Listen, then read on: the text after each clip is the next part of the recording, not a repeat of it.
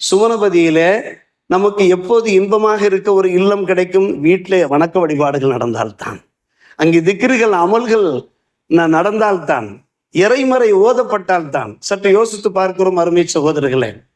பிரம்மாண்டமான முறையில் அரண்மனையை போன்று வீடு கட்டியவர்கள் எல்லாம் எவ்வளவு காலத்திற்கு அவர்கள் வாழ்கிறார்கள்? அலி இப்னு அபீ தாலிபுல்லானவர்கள் தொடர்ந்து சொன்னார்கள், எப்பா நீ உயிரற்றவனாக இருந்தாய், குந்த மையித்தா, அதற்கு பின்பு நீ உயிர் உள்ளவனாக மாறினாய், இப்ப சிறுத்த ஐயா, மறுபடி நீ உயிரற்றவனாக ஆகிவிடுவாய், தசீரு மையித்தா, அதற்கு அதாவது கலீலின் தக்கூனு மையித்தா, கொஞ்ச காலத்தில் நீ இறந்து போய் விடுவாய் என்று சொன்னார்கள். நீ மறுபடியும் உயிரற்றவனாக எவ்வளவு காலத்துக்கு நீ வாழப் போகிறாய்? கொஞ்ச காலத்தில் நீ உயிரற்றவனாக ஆகிவிடுவாயே. நீ என்னதான் பிரமாதமான முறையில வீட்டை எழுப்பினாலும் கூட கொஞ்ச காலம்தான் வாழ முடியும்.